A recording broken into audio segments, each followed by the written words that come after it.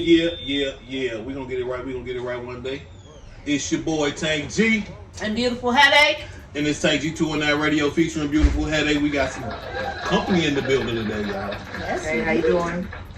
Don't introduce How you doing? It's yourself. Tasha Love. Tasha Love, y'all. Tasha Love in the building. Let me get into my phone real quick. Hold on, I ain't even prepared. I'm sorry.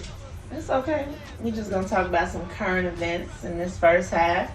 And then we'll get more into who Tasha Love is in the second half. You already know. So what's up with y'all though, man? How y'all day been going? I worked today. It was slow motion for me, man. I was a little nervous to be here. I gotta say, I don't really do too many videos, but I seen your show and everybody watches, so I had to just get the opportunity to come see you guys. That's what I'm talking about. Dialogue. That's what I'm talking about. Y'all see that? Yep. See how we get y'all on the show? Absolutely. Hit your boy, hit your girl. You in there. On some real shit. Okay, I want to talk about this right here. The kids that got shot up at the graduation. At the graduation, yeah, that shit was fucked up.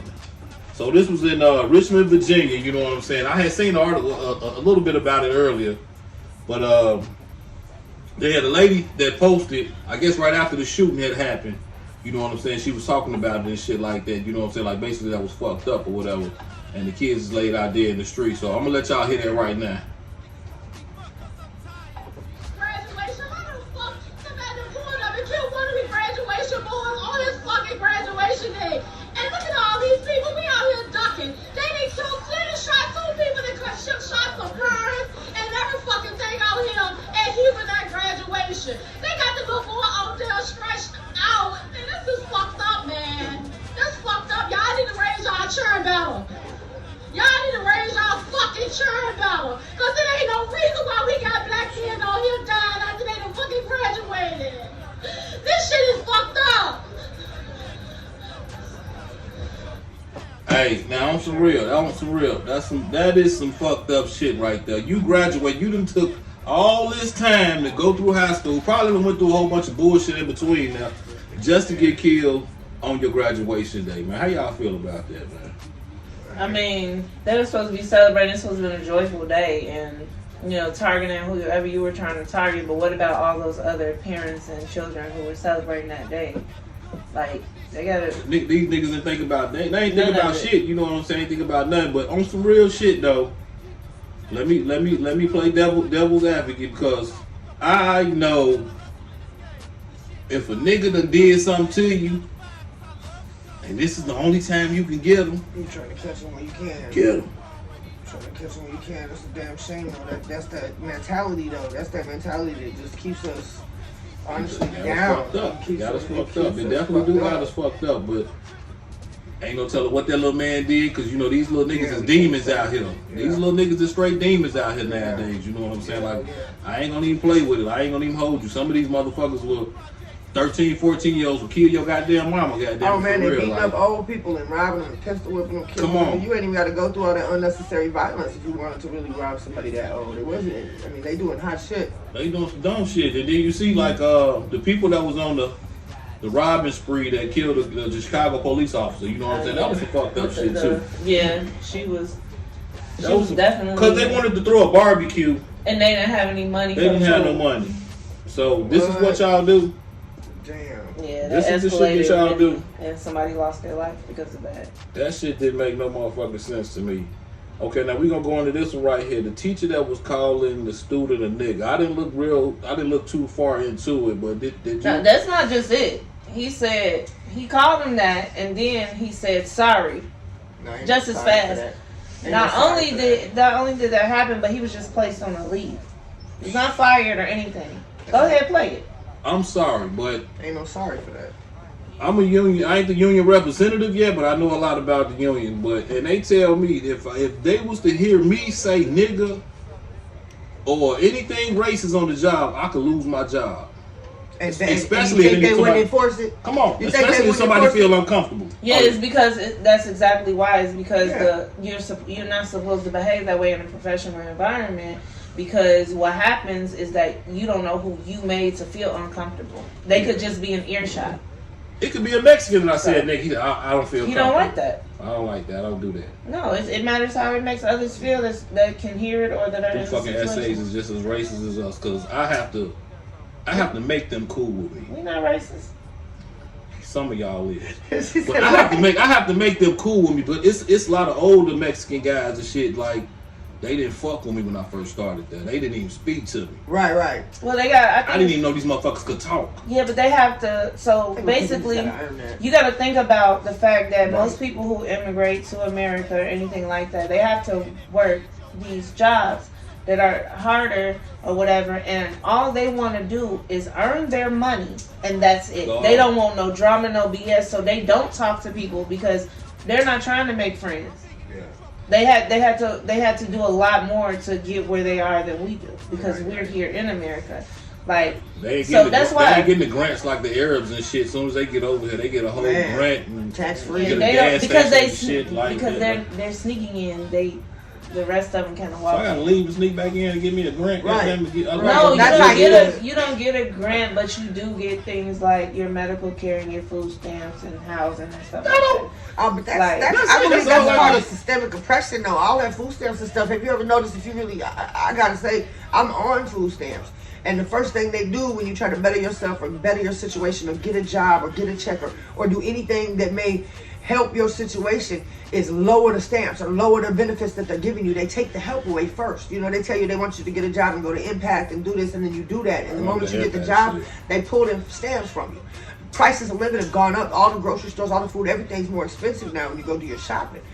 But they just took away the COVID relief, so they cut food stamps in half now. There's people out there getting maybe less than $100 a month. My mom, she gets $80 a month in food stamps. What's she supposed to do with that for a whole month? And the foods went up, but they said that was because the COVID relief is gone now.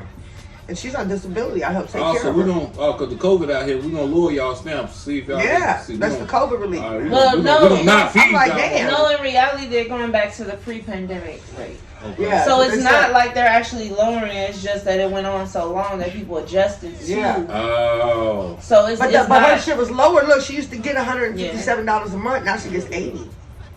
And maybe she needs to get it reevaluated. That's what she's working on now. Her disability went up. Because your income is a factor. Like if they increase your disability, then you lower your food stamps. Right. So, but see, that's the point. They keep you at that threshold. They keep you there. As soon as you increase one thing, they decrease that. It's something else. You know what I'm saying? There's always we're not supposed it's always plateauing at this level. It's never meant for you to thrive or progress. It's never meant to help you to progress or get ahead. But it's not. It's like a stepping stone. It's not a lifestyle. It's a stepping stone. Right. Yeah. So, like when I first moved to Gary and I was going through my divorce, I used everything as a stepping stone. I no longer qualify for any of that and haven't in a while. So, it's a stepping stone. Right. It's not meant to coast you through your entire life or anything like that. What about the people who are stuck on disability and I have epilepsy and mental illness, and I'm actually disabled for it, and I'm actually getting a check. They sent me to their doctors and did all their. They wanted to make sure that my doctor wasn't just saying that they evaluated you and checked into the story before they give you anything, and it takes years to get it. And they check into the story. It ain't like you could just make that up and get the disability. Right. And I'm on disability for epilepsy, seizures, catamenial, and for schizophrenia and bipolar. And you take that seizure medicine too. That shit. Yeah, I take seizure medicine. I haven't had a seizure in a little while, but I got really great seizure medicine, and I got emergency shit. That if I started to have a seizure right now, I got a nose spray that'll just take that away. So we ain't even gotta worry about it. You know what I'm saying? I have seizures too and shit. So, but it's certain shit that brings my seizures on. Like last time I had a seizure, I was sitting by a truck. The gas fumes was real fucking loud. As soon as I was able to get away, trigger. Yeah, that shit just. Damn. The sun sometimes triggers my shit. Like you know what I'm saying, certain shit like loud ass smells type shit. Like I don't know what the fuck. It is a disadvantage, and I totally understand it. It's honestly not much we can do about it. Yeah. The only other thing is that some states may pay more than others. It's really about where you live, and red states typically don't offer as much support. Yeah. So to me, it's not so much about the support or how much they're giving. It's just about the fact that I feel like I can't help but believe. I believe in systemic oppression. I can't help but believe that there's a whole system designed against the intentional disadvantaging of a cultural group or certain people, and it's influenced and or enforced by their government, their court systems, their judicial systems, their health systems, their educational systems. It's just. Oh shit. So I mean, we will get into that a little bit about your pose on that in the second half. But let's have a little fun. Let's have a little fun. I got a fun question. There you go. All right, so if a man asks you or a woman how your last relationship was, how do you respond and why or why not? Oh, no first. My last relationship, god damn. No, that's not what I said. I said if somebody was the ex. Basically, if your wife asks you, like, don't act like y'all been married forever. And that's why I'm like, man, this bitch 30 years, so I'm like, no, look, you don't even remember. But look, if you started a new relationship and would you you tell them about your last relationship, why or why not? Oh. Yeah. Okay, I'll answer it so then y'all can see exactly the point of view. Wouldn't be a problem. I wouldn't mind. Yeah. And it's just the perspective of the question is if say like somebody was putting their hands on you or mentally abusing you or not treating you correctly. You know, the thing is that as far as women go, if we tell a guy what happened before, sometimes they just put you through it again. So that's the seed of the question. I see what For me, it's based on the person. Oh, I see what I do with beating your ass. Oh, so it was about. Yeah, nah. No, but that is honestly how I think. Like, I don't think that he would treat you that way unless he's like, dude, that's why. There you go. Like, and I do resonate with that. But it can go either way. Just say if I was to be like, man, shit, my mom used to beat my ass and shit. Like, well, I can't go like the one dude that was on the. She might be like, I know what I can get away with. Like, it's people to treat you sometimes. Like sometimes you know you tend to. I used to get aggressive in my relationships, and if somebody asked me how my last relationship went, I tend to be an open book though. I probably tell too much. I probably talk too much. You know, say people ask a question and I give them too much information. I'm one of them extra motherfuckers. I do too damn much. I mean, and then I ain't finna lie to you. I ain't gonna lie. I ain't got time for it. I'm too old. You know, you get to a certain age, you just like. With lies, what happens is that, like, you gotta remember that shit. Look, right, that's what I'm saying. Like, say for instance, he asked you, y'all first dating, and he asked you, and you like, oh, he treated me like a queen, you know, whatever. It just didn't work out, right? And then later on, you feeling all, you know, like, feeling like I want to share my feelings. Mm-hmm. And you end up telling them about your last relationship. You like, I thought, so now this had nothing to do with this is like a different dude. This is like a few months down the line or something now. Right, like, you getting all comfortable. Now you want to tell the truth. Y'all laid in the bed watching TV. He talking about, I had to stab this nigga. So that ain't saving that bit of information. You laid back like this. You had to stab this nigga, huh? Oh yeah. Reach you for your shoes and shit. Like it's either omit because it's too soon for you to reveal, or just be honest. I'm big on the honest part. Because you don't have to tell somebody that you just met what happened. You don't have. You're not under no obligation to say, "Oh, I just met you. I'm gonna lay it on." You don't. But have you ever to knew do that. somebody who couldn't handle the truth? You ask them a question, and they ask you a question, and you answer it honestly, and then they get upset with you. And you're like, well, damn, you asked me the question. You know, so did you want me to lie to you? Because they can't handle the truth when you honest. Set you right up. That's their own expectations, and that's their own fault. Yeah. Well, I think I guess it varies on the person, especially depends on probably what the fuck you got going on. But damn, should I tell this motherfucker that nigga shot me and he's still out here on the streets? I don't know. Okay, you remember how that guy was talking about, what's his name? That was talking about the 10-year-old rapper. The little boy. Yeah, cussing and shit. Yeah, so he gave an update. The mom ended up going to jail. I saw that. And it was totally unrelated. Stabbed her own mama. Yeah, she stabbed her own mother. Finesse 2 times, baby mama stabbed her mama. Yeah, and so no, that was some dumb shit. Finesse 2 times is the 10-year-old. No, Finesse 2 times is artist with the 10-year-old, which is his son. I heard. Yeah, so it's not his baby mama. It's the 10-year-old's mother stabbed his grandmother. Yeah, okay. I thought that was his son, though. Okay. Like. Yeah, see, that shit crazy. And that guy who been trolling them and reporting them to child services. White. He like, you see what happened? What happened? Shout out to Charleston White, goddamn it. That nigga's a real one. You a motherfucking fool, man. He a real one, because he obviously I see your shit all the time, and I be like, some of that shit is some real nigga shit. But that shit gonna get you killed, bro. I'm sorry to say that. I was like, that shit gonna get you fucked up, goddamn it. Like, I know them niggas got bread on your head, boy. No, he probably, because he goes so public, they probably don't want to touch him. Oh yeah, now, yeah, because see, he gonna get your ass locked clean the fuck up, goddamn it, as soon as you threaten him. Mm-hmm. Like he did a couple of other rappers he did. And he sat there and said it. He sat there right on live. He told on their ass, yeah, he's threatening me right now. Yeah, I feel fear for my life. Shit, all kind of shit. He gonna go on live and call the police on your ass. But I wanted to touch on this one right here too. Yeah, where it go? Okay, we already touched on it on the last episode. You know what I'm saying? So I'm gonna say R.I.P. to DC Young Fly wife. I mean, it wasn't his wife. It was his wife, baby mama. But the word partner is a little weird. Yeah. It made her seem like she was formerly a dude or something. Fucking dude. Right? Partner. I don't even say that. They keep saying partner. I don't even use that word. I don't even use that word no more. You know, on some real shit. Like, for real. That word partner. I know marriage is a business, but still. Depends on who's married to. Alright, well, y'all watch that word partner. Niggas be talking about partner them. There's an expectation with that. But yeah, rest in peace to her, man. That shit was fucked up because, like we said on the previous podcast, but Headache wasn't here, Tasha wasn't here, but it was they. Why did this dude? You seen he had like 1.5 stars? Why would you go to him? The same reason you go to places with low rate. She human. It's the cheaper gas right here. No, not nothing on something like that. I'm sorry. She human. No. She's human though. He probably made her feel comfortable. Man. Everyone says that he made them feel comfortable.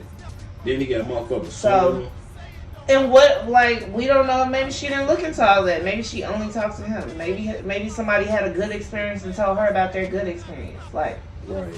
But so there was somebody out there that did, like you said, probably did have a good experience. Yeah, it's like everyone uses, like, him having a rating has nothing to do with her decision to use him. But then it wasn't. Do you take surgery, the rating? It wasn't the surgery itself.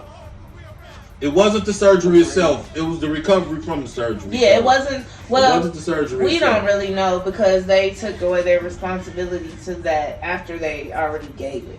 So basically, they redacted their post. That the first post said that she died during surgery. Second post said that they had nothing to do with it. It wasn't surgery. It was post-op.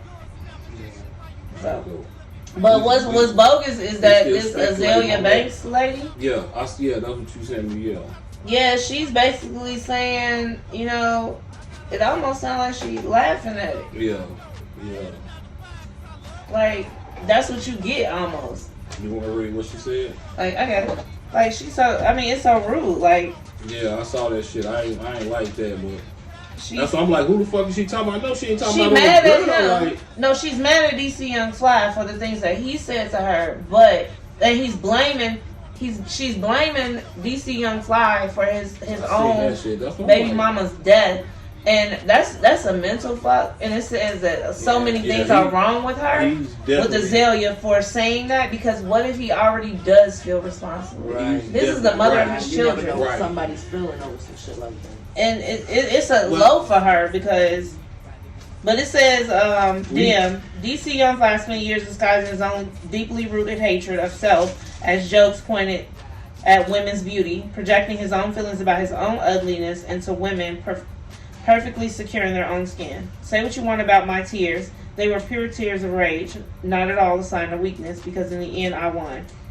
I'm happy I cried and moved on. That Jackie O girl must have been so deeply insecure about herself, and the nerve of DC to call such a gorgeous woman as Azalea Banks ugly on national television while a bunch of black people laughed. And ironically, dead at 32, exactly on my 32nd birthday, May 31st, 2023. In Miami, Florida. Y'all are gonna stop fucking with me. and I don't think anyone gets how much the press from that episode derailed the success of Anna Wintour. I came to sing my song and go home, and only at the request of my label. Then the stupid butch queens on stage behind me, basically making a mockery of it being a gay song, fake voguing behind me in their do-rags like they aren't all raging homosexuals. Like, I don't know if they got anything. Yeah, Hold on. That thorn in my side is finally out. No way in hell I was blessed with this many gifts, this much talent and beauty to be a cultural punching bag for a cast of peons who wouldn't have a pot to piss in if they didn't have this court of social media addicts to gesture for. I do this in real life, dick lickers. Ooh, shit, she hit hard on that. On the end? The last part I kind of was like, she hey. hit hard on that part. Yeah. So basically, like, to blame him for, first of all, I'm going to go back to Cat Williams. Self-esteem is of your motherfucking self. Yeah. So he couldn't have made her feel any lower or anything. And then who's to say that she didn't do any of this type of surgery or anything like this before she even was with him? Right. Like, it's your choice. You know, man, I mean, come on. I mean, everybody know these women get a little bit insecure about it. They want to go under that knife. You know what I'm saying? Most women only think about it, but some women actually do. I'm like my motherfucking granddaddy. Look here. I'm going to go lay down for a little while until it stop hurting. If it hurt me more tomorrow, goddamn it, after these pain pills, then I go to the hospital. If it hurt out 2-3 days, probably, if it don't fall off, goddamn it, then I go to the hospital. No, you need to put that mentality. That's some real shit, man. I'm like my granddaddy, goddamn. That's not. That's how y'all be gone too soon. Black men have a bad problem with doctors. I seen my granddaddy pull his own tooth out with some pliers. They used to do that. Yeah. I don't see me doing that. For real. I mean, but he probably had to. We don't have to. Yeah, we don't have to. We don't have to. Yeah, I don't know what granddaddy is going on. But I know he didn't like doctors. They don't like that. I mean, would you like a doctor if you was like, if you older, like back in especially, yeah. You can't trust doctors if you was born back in the day. Like, how are you gonna trust them? No, because you know, it was crazy. Yeah, they will give you some stuff before they take something away. Just to see if this shit gonna work on you. Right, you just a live experiment. Well, we gonna touch on this video where the teacher that was they called the little boy a nigga. Well, this high school too, man. This high school. Yeah, we touched on it already. I thought we didn't even play it. We talked about it. I was supposed to play it. We were talking about something else. Go ahead. Yo, it's your boy Tank G of Tank G219 Radio featuring AWOL, a beautiful headache. I got a new spot for y'all. It's at 2099 Clark Road, Gary, Indiana, in the Terrytown section. I need y'all to check that out. They got some of the best soul food going on there, and they known for their potatoes. You know what I'm saying? They make them all kind of ways. So y'all check that out. Once again, 2099 Clark Road, Gary, Indiana. Tell them Tank G219 Radio featuring AWOL, a beautiful headache sent you.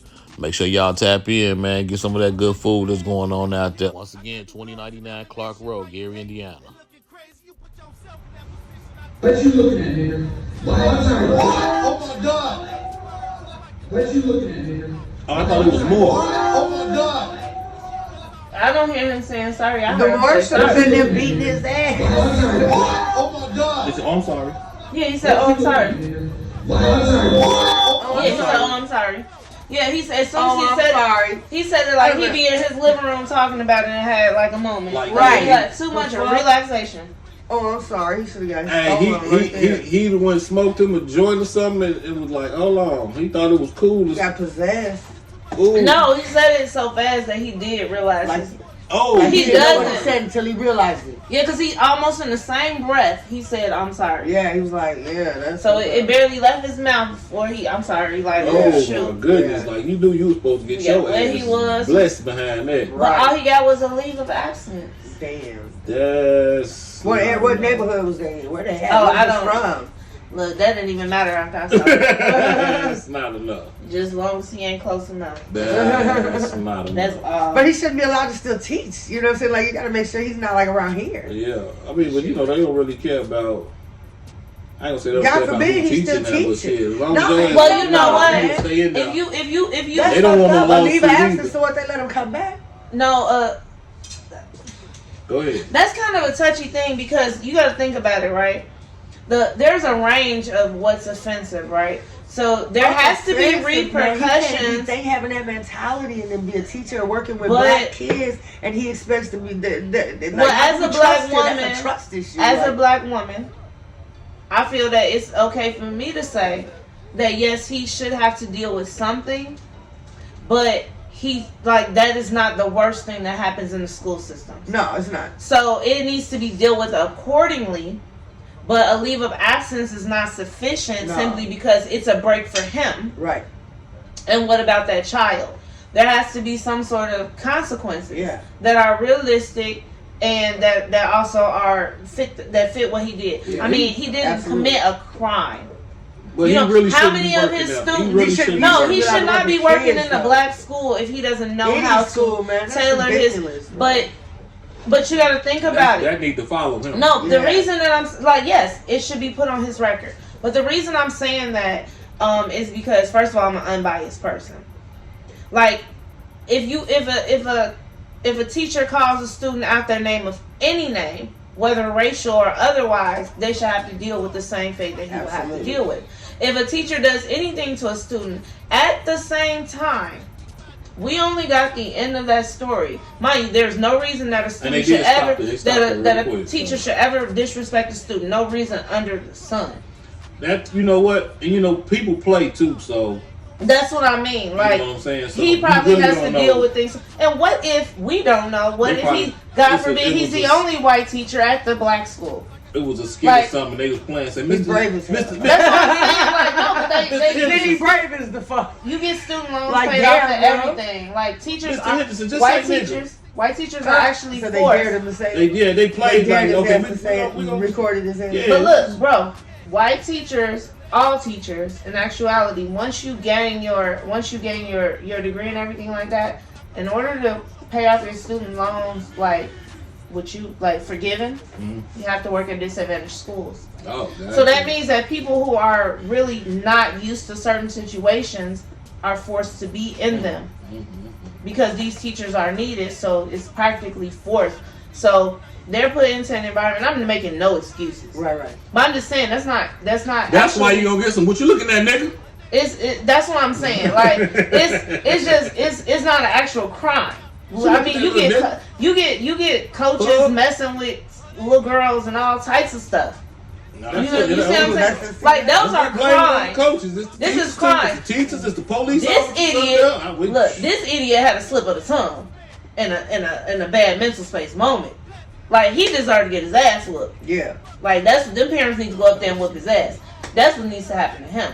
But he had a slip of the tongue. He did not commit a crime. When he went to work at that school, he hated black people. I hated niggas when I left my door and I came here. I said, "Nigger, what you looking at?" That's what I'm saying. Like, so this is how he feels regardless. You can't take away his feelings. So you need to figure out what you want him to work. Because the school system gonna still hire keep him. Like in the janitorial. Yeah, they gonna keep him. Like, no, I'm not saying that he don't need to be stripped of his credentials for having a slip of the tongue. What you saying? So don't let. That's something that anybody could do in any conversation. All right, well, and your ass gonna get penalized. But that's how you really feel. No, if you don't like these kids, if I go somewhere I can't say that that's how he really feels. That's like if he'd called a little girl a bitch. You know what I'm saying? Like, you can't be a teacher and do it. Like, even if that's how you feel, you can't. No, but it's not a crime. No, it's not a crime. It is as much as any parent coming there and cussing him out and calling him all type of crackers and whatever because of how he's teaching and they don't like his teaching staff. Like, you see what I'm saying? Like, what you gonna do to that parent? But see, you ain't gonna do nothing. Any kind of standard because the parents don't work for a system. No, I get it, but I'm just saying. Parents come up there and say, it's like an officer. You kind of like, you swear on. I get it. No, I get it. But yeah, you swear on to certain. You should know that. You should know that. An officer you should be held to a higher standard. Y'all do know that police officers there's a whole racist. Yeah, and it's not okay. They should be held to a higher standard. No, saying it's not. So basically, I'm not saying it's okay. Not at all. What I'm saying is it's a slip of the tongue. It is not a crime. There are real crimes, actual punishable by law crimes happening in schools. Right. No, yes, he should be punished, but should he never be able to teach again? No, you just need to go teach white kids maybe. Either that or Like, be a there you janitor. go. There you Like, go. All right, I'm being a janitor I'm- is a demotion. He didn't go to school to be a janitor. Like you Because if he say, teach the okay, white like kids, you he said, just gonna be teaching them little kids that shit. You know what I'm saying? How you that shit? That's perpetual, Right, man. you Listen, know what- look, my family put me out at a young age because they were racist. They were racist, and I didn't go along with that shit. I didn't conform with that shit, and I got put out over that kind of shit as a kid. Like out here into the streets, and it was black people that took me in. Like I seen both sides of it, and I'm gonna tell you what, man. They have a whole. God, don't get me started. Hey, check this out. We're gonna catch a quick commercial How you break, doing? and we're gonna be right back. Amen. Beautiful headache, Tasha Love, y'all. Yo, it's your boy Tank G at Tank G219 Radio featuring AWOL and Beautiful Headache. I got this restaurant y'all need to check out, Food Express Cafe, 487 Broadway, downtown Gary, Indiana. They got some of the best food down in Gary right now. I'm trying to tell y'all need to check it out. 487 Broadway, downtown Gary, Indiana. I'm going to need y'all to check it out. Tell them Tank G219 Radio featuring AWOL and Beautiful Headache sent you. Yo, it's your boy Tank G. Beautiful headache. We got Tasha Love in the building. It's Tank G219 Radio featuring AWOL and Beautiful Headache. Check this out. We're gonna get into the second session, y'all. All right, so now we're gonna go ahead and we're gonna interview Miss Tasha Love here. So I have a few questions for you. Where's a little more than a few? Don't be nervous. Okay, so how long have you been writing and rapping? As I see your YouTube page is new since your oldest content is a month old. Yes. I don't know how to do any of that technical stuff, so I just had it put up. It's old. It's actually old songs that I wrote years ago. See, I'm starting to say my age. No, just how long have you been writing and rapping? The 90s. Let's say the late 90s. Okay. Like about 96. Okay, About so it's 96. been a while. I go about that far back. It's been a while. Okay. And since we were actually standing on the block doing it, people talk about your shoes, and you kind of had to learn how to rap to defend yourself. You know, you kind of had to. Plus, I was white. That was, I was only when I was one of the only white people on the block back then. Motherfucker get out there and automatically, you know what I'm saying?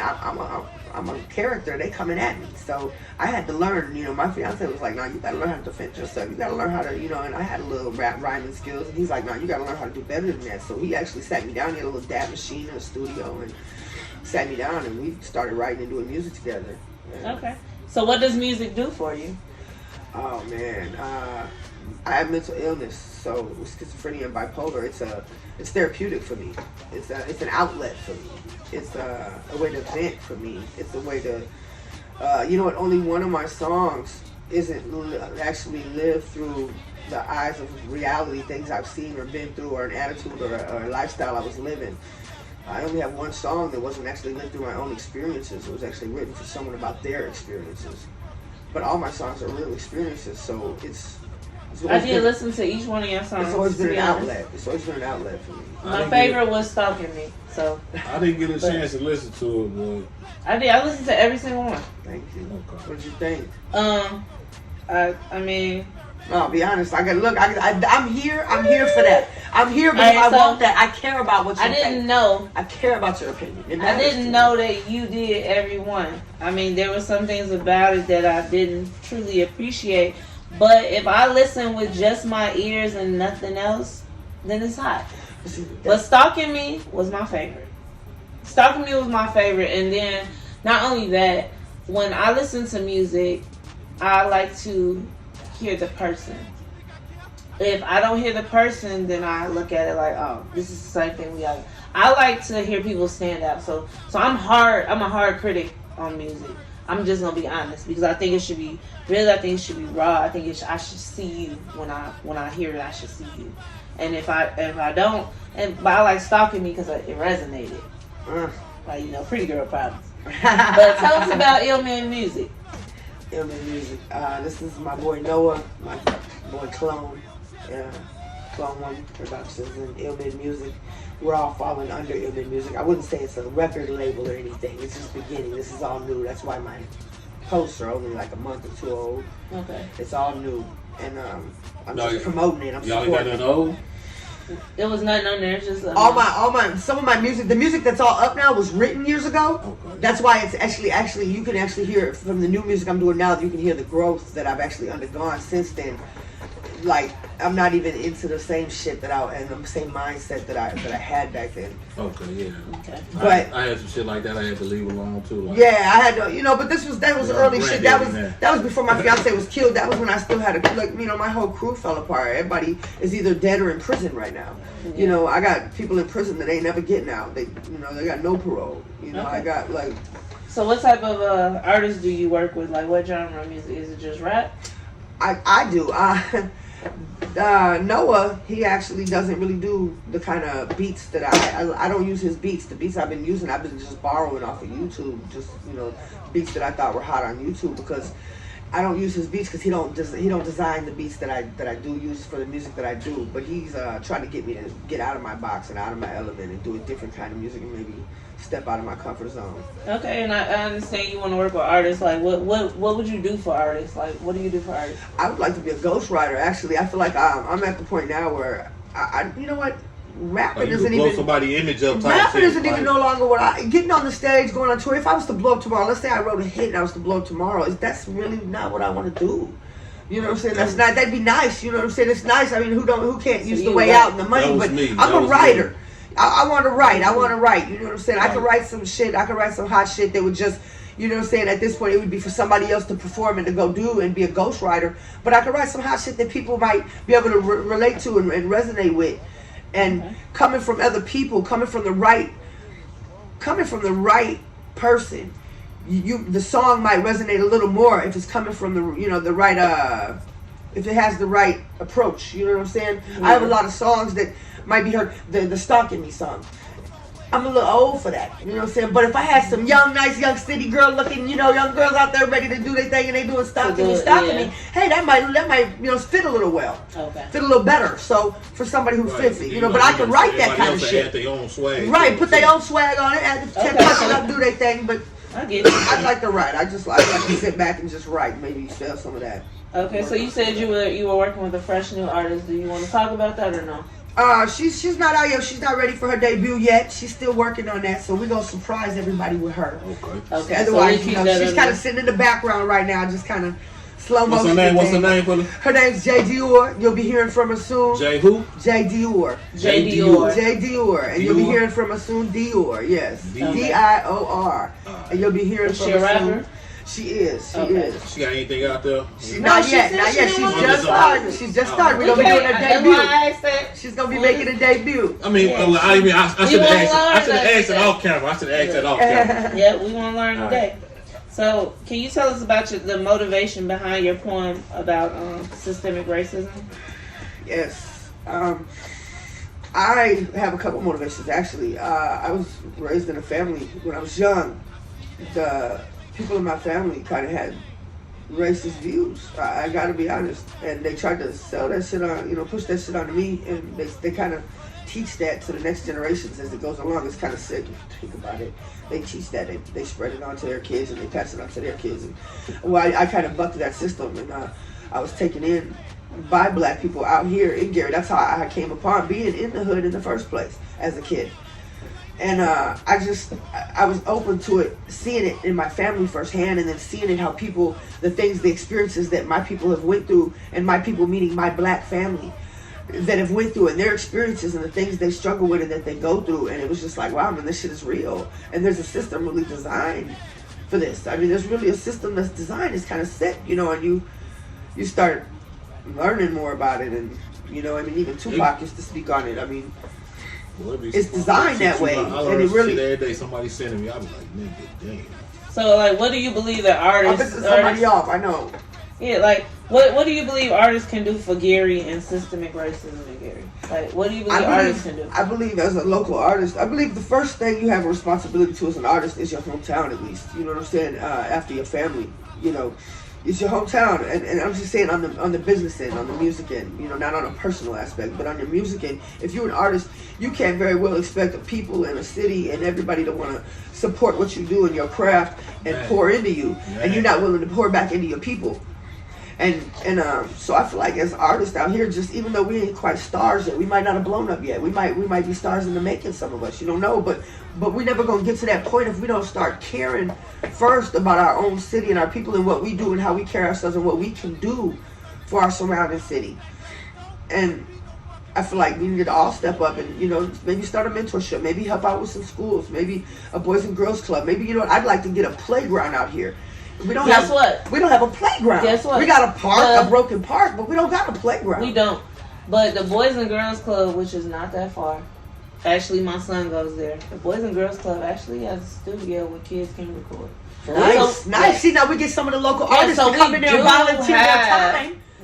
I can't say how I'm just they saying, run but that'd be cool if a local artist call up. Maybe I would call up and I would talk to him and say, hey, can I volunteer? I'm just saying that some of these resources exist. They exist. So you gotta sometimes right. Oh shit! There are resources that do exist. And that's another thing. They don't put that shit out. They don't put it out there. But no, but it does. Sometimes it doesn't matter. But it's good that you said that and you said it for everybody to hear. But the thing is that with resources, you gotta understand that everybody says they want them, but some people really don't. And you got to look no, because you can't force nobody to want a resources. You can send, you can pay. That costs money. The Boys and Girls Club costs a fee. You can send your kids there, right? But what if they don't go showing up? What if they rather dip off, go with their friends, get in trouble? You cannot control these children, so the resources can be available. It's about making the children want them. It's more about the message you send to make them want them. See, my son, I didn't give him a choice, but I'm that type of mother. Right. So it doesn't this is where you going. This is what I'm paying for. The kids that do want it though. The kids that do want it, they can local get. artists come in. The thing is what happened? Maybe do a mentorship. You can't say that. You can't. I'm not about dictating how it is. But these other kids are you cannot. You know why? These other kids will see that and want to follow suit. They can see it, but they can't see it. But then whoever the records to tell them like this ain't. This is not our building. We can't force them to let artists. That's where the mentorship comes. There you go. You know what I'm saying? That's where the mentorship comes. But the thing is, you cannot say the Boys and Girls Club should have something and let people do something that you don't know if they're going to do. But see, that's the good they thing are with regulated. Artists. They do.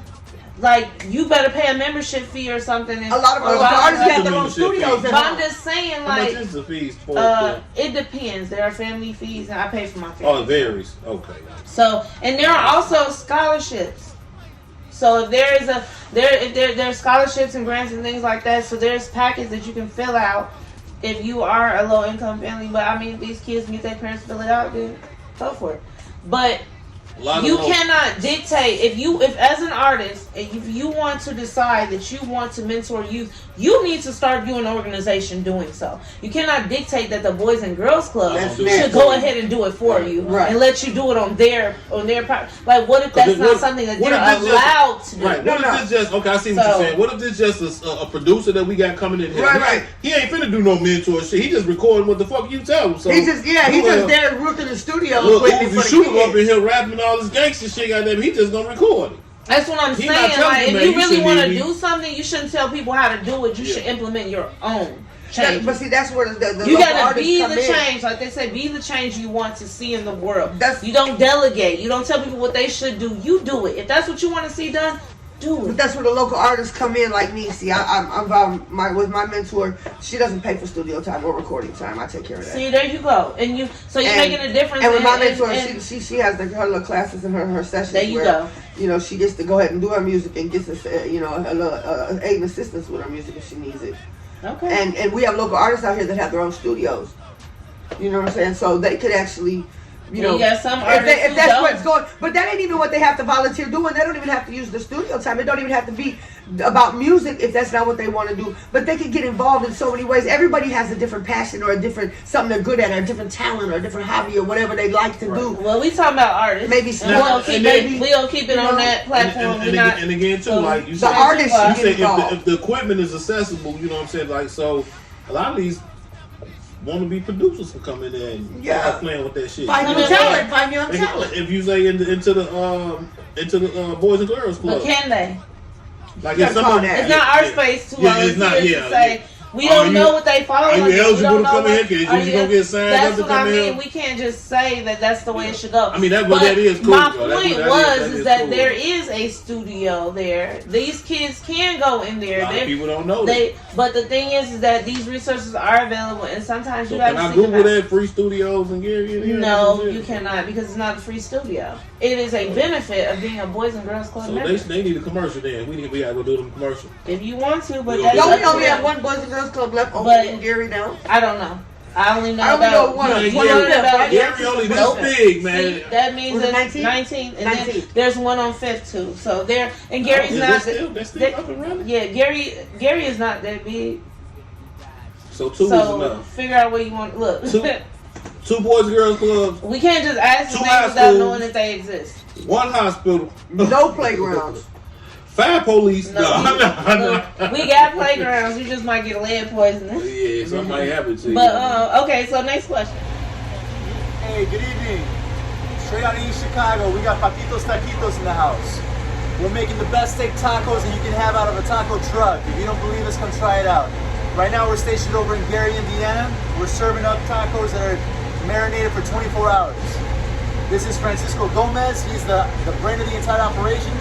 And you can find us on Instagram at Paquitos Taquitos 2022. We want to thank Tank G 219 Radio featuring AWOL. Appreciate you guys. Please come try us out. You wanted to know if you're insulting people with your use of the word nigga in your rap lyrics. Like, what do you honestly think? I honestly used to not give a fuck.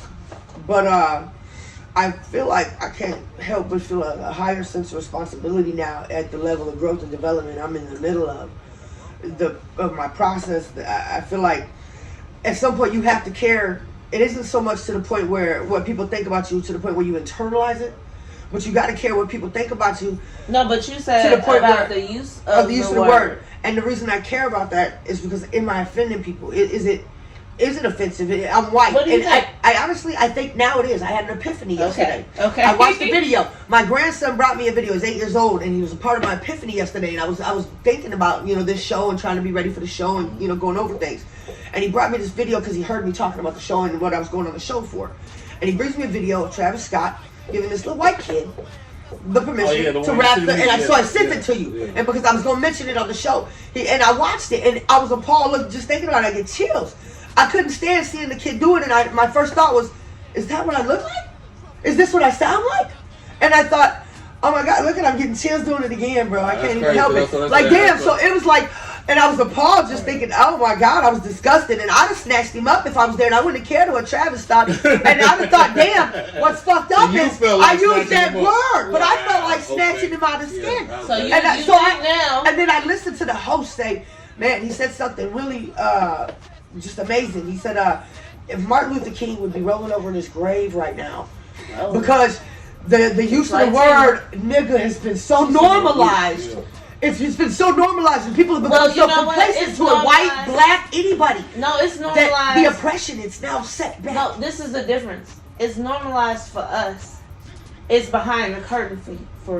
It shouldn't be at all. No, but I'm just saying we can't dictate what you say in your own. Right? No, but just like that teacher. That's what I decided. So I can dictate what I say. It can be normal for us. That's what I decided. It's okay for people of color for it to be normal. So yes, it's okay to be. But normal. I don't want to sound like that kid, man. I don't want to look like that. That ain't. I never heard myself in that. When you listen to your song, you gotta understand. Even in the studio, good, when you listen to your own song, you can't even hear whether it really sounds good or not. Because it sounds good to you because you wrote it. You had to change your heart. Right. So you know this. No. I want to ask the next question because I still want to understand. So it won't be in another one of my songs. No all more. the old, no more. You won't hear it no more. No, so all the old songs, the music that was written years ago. Okay. All my new stuff now, I can make sure. And I even talked to my grandson. I said I'm gonna sound real stupid talking about when you see me on my block, sound the alarm. You know what it is, so you know what we on. We roll through your shit like the sea in the store. Me and my buddies coming through about to shut your shit down. Me and my pals coming through about to shut your shit down.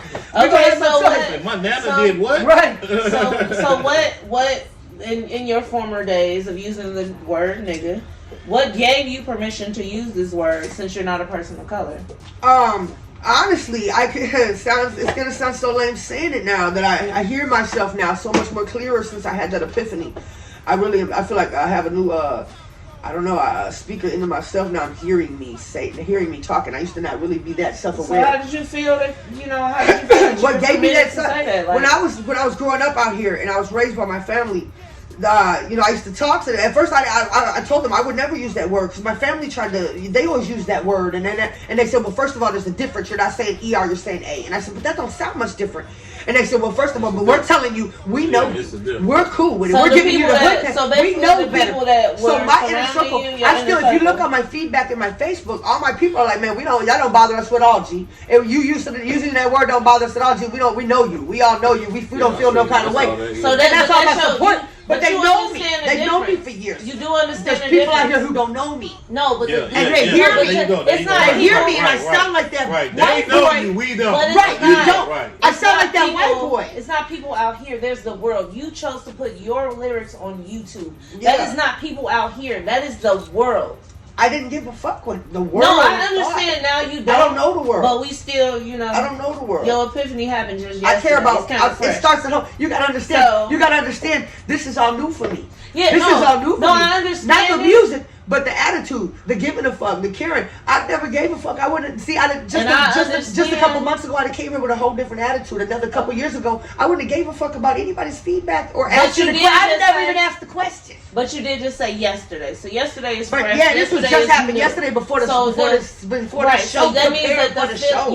But preparing for the show, you still can't understand how your feelings convey until because we still want to kind of. No, my grandson let me know, man. It makes him feel some kind of way, man. My family, from my grandsons to my kids, my family's black. Okay. And so my grandson let me know he, as an 8-year-old young black man, it makes him feel some kind of way. He don't like it. Okay. And he showed me that video and showed me like this is what you look like and this is what's going on and this is how I feel about it. Oh yeah. So I had a real epiphany. Moving forward. So how do you feel that you can be an asset to curb systemic racism if you used the word nigga intended to oppress the very same people who suffer from racism? Because you did say you didn't give a fuck, right? And this is I'm not No, that's a good question. Taking away from. That's a good question. You know what the answer is? But that's just yesterday. You know what the answer is? How could I do that? I can't. So you learned that yesterday. I learned that yesterday. Okay, that's awesome. I can't curve the views of systemic oppression and actually set a good example. I can't. You know what my next that's what it comes down to. I absolutely can't do that if I'm using that word. Yeah, and that's the thing. Because yesterday, before yesterday, you stated that people nowadays get so offended by words without listening to the narrative in which a word is being used. I was going to ask you, how does the word nigga fit into this? And I wanted an example of how you would use the word in this context so it can be offensive, so it can be inoffensive. Like, how could you, like, I mean, I'm glad for your clarity. I want to give you a lyric with the word idiot. Yeah, that makes that made me feel like, I'm going to use past tense words for you. That made you feel comfortable using the word nigga and thinking that people were so sensitive to that word that they wouldn't understand if it's used in context correctly by a white woman. I was using it incorrect, but see, I just realized yesterday there is no correct context for a white woman to use that word. Thank you. There is no correct context. Thank you. There is none. I'm so glad for her epiphany. There is none. There is none. I can't. So I can't refute that. I can't. You know what I'm saying? You realize that that's impossible. That's impossible. Why all my questions. Yeah, no, it's impossible. My questions were and I'm looking now again with new perspective. Like, but look, you gotta understand. Give me some patience, though. Give me some patience, y'all. I'm still in the middle of my process. You know what I'm saying? I'm in the middle of my growth. A few questions. I'm in the middle of my growth. You know what I'm saying? God still got his foot on me. So we're gonna take a pivot. So, that's amazing. That you can understand because what's amazing is that I didn't understand that before yesterday. No, what's amazing for me is that when I don't automatically penalize people for their misuses of words because I deem it as ignorance, so I want to teach you. Yes. There's not one moment that somebody will call me a nigga that I won't take that as a teaching opportunity. Right. And they will have to take that as a learning opportunity. And if you don't, well, this is one day the black woman educated you on what you were doing. Right. I don't feel the need to be violent toward a word that has no meaning to me. I'm not a nigga. I am a black woman. Now, do I mind the term? No, not from my fellow brothers and sisters. Do I mind the term from someone else? Yes, I do. But I also want to know, why do you feel so comfortable using it? So I'm glad that you turned that around. So, like I said, I had an epiphany. Hey, so we just got I am a black man, but I can show you a nigga. yes, we are all capable of showing you that. But so, what is the hardest challenge that you've had to overcome in your life? Oh man, I thought about that too. We all have challenges. I like to think, it's not always the challenges that life gives us, because sometimes you get used to just the battle, you know what I'm saying? But sometimes it's the obstacles that we put before ourselves. And I'm one of those people, I'm my biggest challenge. I get in my own way. I get in my way a lot, to the point where I just had to have an epiphany yesterday about something like that, and I'm 44 years old. Yeah, it's never too late to learn. It's never too late. I'm still growing at this age, though. You realize, you realize at this age you stop learning, you're dead. Yeah, I'm old enough to know I don't know shit. You know what I'm saying? You're supposed to learn every single day. So damn, you know what I'm saying? So I get in my way a lot. I'm my biggest overcoming. I have to. Yeah. So what drives you? It's me. What drives me? God, my family, and growth. Okay. Always trying to become my best self. And what about your proudest accomplishments? My proudest accomplishments? Oh man, it's for the weirdest reasons. It's gonna sound so cliche because all mothers are gonna say their children, right? There's nothing wrong with that. I know it is, but listen, it's not for any cliche reason. Like, it's not just because they're my children and they're wonderful, which they are. It's because I have two daughters who are like, I want to say, nothing like me in the best ways. They didn't get all the grit and the bullshit, all the drama and all the shit that I went through. It didn't affect them in the worst ways. They're not ruined from my shit. 19 years old, both of my daughters, 24 and 19, have their own places. They pay their own bills. My 19-year-old has a business. My 24-year-old is the head of marketing for a business. They don't come to me for anything unless they need to help me for something, maybe. And they ask me if I need help or want to go get my nails done or something, and just to hang out. And I help my daughter, do the marketing just to get something to do, like just to be involved. They graduated high school. My oldest daughter was 15, pregnant. And they thought she was going to be a statistic. My family started talking that N-word crap. And they thought she was going to be a statistic and drop out of school. She showed them that not only... I want to meet your family. They told her, look, she showed them not only was she not going to drop out, but she graduated in 2 years. She did high school in 2 years. She did high school in 2 years. A normal black family... Hey, Vato, how you going to tell me, Holmes? That's a Mexican family. She just said that a white family. They try to teach She just said that a white family was calling a white daughter a nigga. That is not normal. You take that back to your Vato. My mom never ever Black called parents don't give a fuck about you. Yeah, no. They will cut your ass off, huh? No, that is not normal. Race riots. I've been called all kinds of words by white people. Don't make me call. Don't make me call you names. Y'all gonna have to edit some of this out. What would you like to tell our viewers? Do better. Do better. We could do better. We could all do better, even in just our personal, it starts with self. You gotta love yourself. You gotta, you really can't do any good for the next person or anybody else until you start to really take a look at yourself. It ain't easy to do a self-inventory. Mm-hmm. A lot of people can't be honest with themselves. A lot of people can't handle the truth. A lot of people can't sit around and be asked the questions and then really be honest with the questions and handle the real honesty, what it is, and you gotta, sometimes you just gotta be honest with yourself. Everybody's always talking about how real they are, I'm real, I keep it 100 and, so many people but do are they? You real with yourself? Do they? Can you be real with yourself first? You know what I'm saying? So, I just think everybody can do better. Damn. This Tasha Love, I want you to give us your socials and also your daughter's dog grooming business that you do the marketing Absolutely. for. I brought because cards for y'all. All of the podcast crew, we have dogs. Oh, listen, they're absolutely wonderful. Including Naywall. You get a professional, up there, a professional experience with a salon. Shout out your daughter's business, the socials, all of it. I got my business cards. I don't have it on me. It's in my purse. Yeah, your socials. That's what they call it. Socials are IG, Facebook, Snapchat, TikTok. Whatever you want to do. That's Facebook. what socials are. Go to Facebook, Sudsy Puppy. And Sudsy Puppy. The Sudsy Puppy, yes. That's it. Sudsy Puppy on Facebook. Okay. I don't know her cell phone number out by hand. I got the card in my purse. I don't want to reach back and then grab it and bring it up. We'll post it at the bottom of the screen. All right. Yep. Bring your dog. She orders all her pet supplies from the same company that you go in a salon and get your dogs groomed at. So that way you got the same salon experience. You get all the same quality stuff and all those. I'm so nervous. I feel like I'm doing a commercial. You are. You get all the products and all the same options. And she gives even more. You know, she does doggy pickup. She has a doggy car seat, so that way she's legit.